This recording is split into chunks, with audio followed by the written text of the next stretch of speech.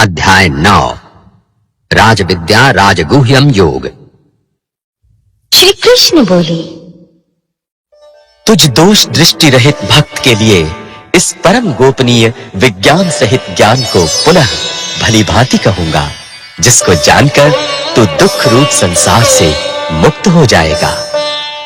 ये विज्ञान सहित ज्ञान सब विद्याओं का राजा, सब गोपनीयों का राजा, अति पवित्र, अति उत्तम, प्रत्यक्ष फल वाला, धर्मयुक्त, साधन करने में बड़ा सुगम और अविनाशी है। हे परंतप, इस उपर्युक्त धर्म में श्रद्धा रहित पुरुष मुझको न प्राप्त होकर मृत्यु रूप संसार चक्र में भ्रमण करते रहते हैं। मुझ निराकार परमात्मा से ये सब जगत जल से बर्फ के सदृश परिपूर्ण है और सब भूत मेरे अंतर्गत संकल्प के आधार स्थित है, किंतु वास्तव में मैं उनमें स्थित नहीं हूं।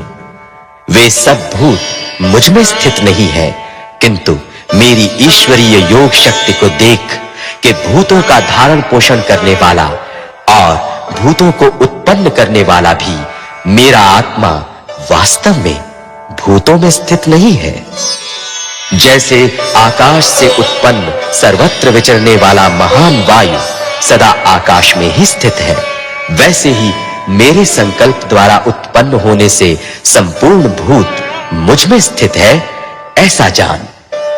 हे अर्जुन, कल्पों के अंत में सब भूत मेरी प्रकृति को प्राप्त होते हैं, अर्थात प्रकृति में लीन होते हैं, और कल्पों के आदि में उनको मैं फिर रचता हूं। अपनी प्रकृति को अंगीकार करके स्वभाव के बल से परतंत्र हुए इस संपूर्ण भूत समुदाय को बार-बार उनके कर्मों के अनुसार रचता हूं। हे अर्जुन, उन कर्मों में आसक्ति रहित और उदासीन के सदृश स्थित मुझ परमात्मा को वे कर्म नहीं बांधते। हे अर्जुन, मुझ अधिष्ठाता के सकाश से प्रकृति चराचर सहित सर्व जगत को रचती है और इस हेतु से ही ये संसार चक्र घूम रहा है। मेरे परम भाव को न जानने वाले मूढ़ लोग मनुष्य का शरीर धारण करने वाले मुझ संपूर्ण भूतों के महान ईश्वर को तुच्छ समझते हैं, अर्थात अपनी योग माया से संसार के उद्धार के लिए मनुष्य रूप में विचरते हुए मुझ परमेश्वर को साधारण मनुष्य मानते हैं। वे व्यर्थ आशा, व्यर्थ कर्म और व्यर्थ ज्ञान वाले विक्षिप्त चित्त अज्ञानी जन राक्षसी, आसुरी और मोहिनी प्रकृति को ही धारण किए रहते हैं।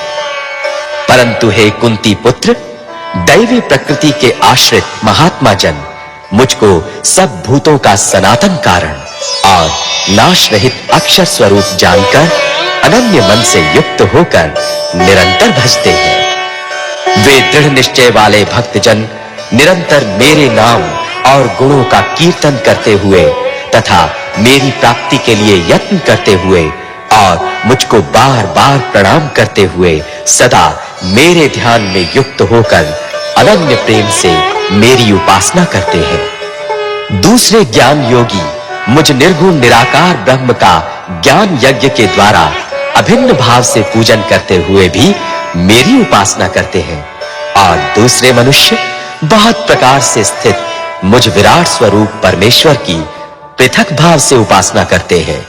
क्रतु मैं हूं, यज्ञ मैं हूं, स्वधा मैं हूं, औषधि मैं हूं, मंत्र मैं हूं, घृत मैं हूं, अग्नि मैं हूं और हवन रूप क्रिया भी मैं ही हूं।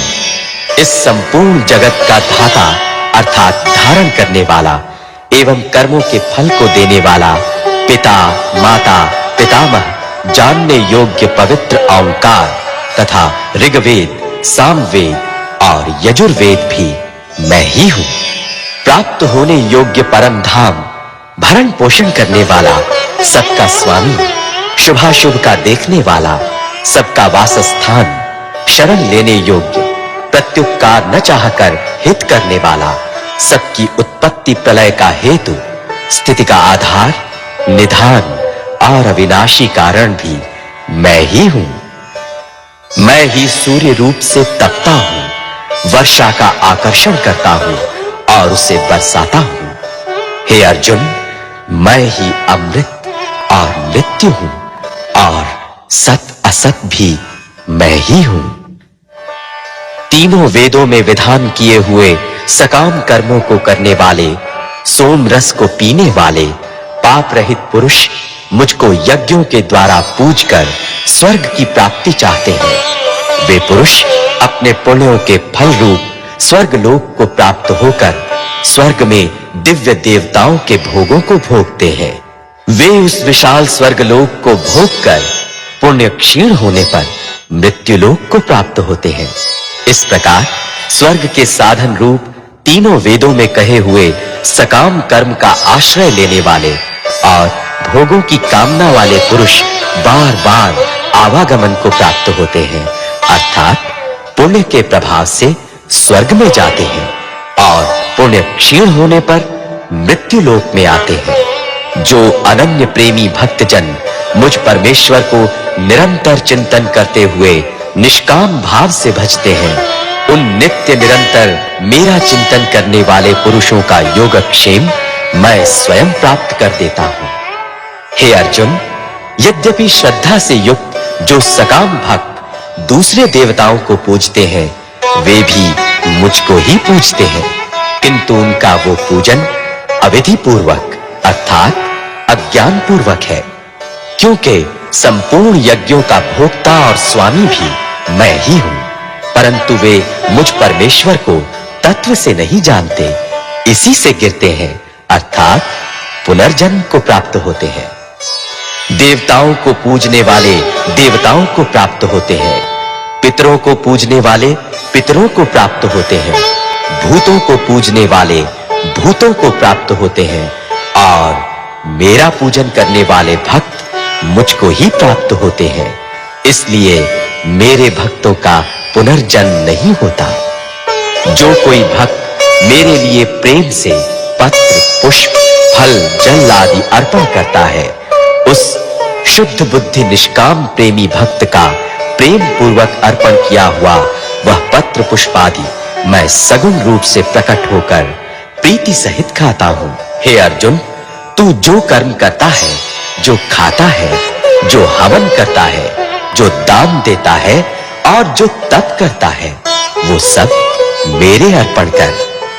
इस प्रकार जिसमें समस्त कर्म मुझ भगवान के अर्पण होते हैं, ऐसे संन्यास योग से युक्त चित्त वाला तू शुभाशुभ फल रूप कर्म बंधन से मुक्त हो जाएगा और उनसे मुक्त होकर मुझको ही प्राप्त होगा।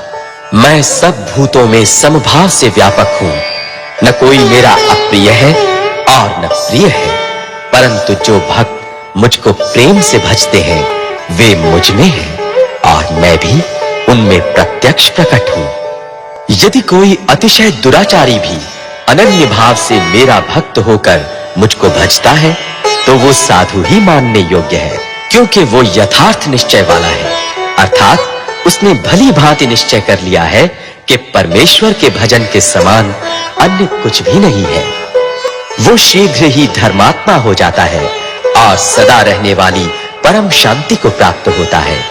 हे अर्जुन, तू निश्चय पूर्वक सत्य जान कि मेरा भक्त नष्ट नहीं होता। हे अर्जुन, स्त्री, वैश्य, शूद्र तथा पाप योनि चांडाल आदि जो कोई भी हो, वे भी मेरे शरण होकर परम गति को ही प्राप्त होते हैं।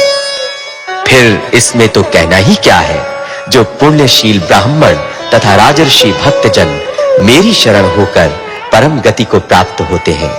इसलिए तू सुख रहित और क्षणभंगुर इस मनुष्य शरीर को प्राप्त होकर निरंतर मेरा ही भजन कर। मुझ में मन वाला हो, मेरा भक्त बन, मेरा पूजन करने वाला हो, मुझको प्रणाम कर। इस प्रकार आत्मा को मुझ में नियुक्त करके मेरे परायण होकर तू मुझको ही प्राप्त होगा। जैसे शरीर को स्वस्थ रखने के लिए अच्छी खुराक और एक्सरसाइज की आवश्यकता होती है, वैसे ही मन को स्वस्थ रखने के लिए भी अच्छी मानसिक खुराकों की आवश्यकता होती है। और भगवत गीता इस मामले में बेजोड़ है। इसलिए मैं सबसे कहूंगा रोज सुबह 10-20 मिनट आंख बंद करके शांति से गीता सुने, आपका दिन और आपका जीवन सब कुछ बदल जाए।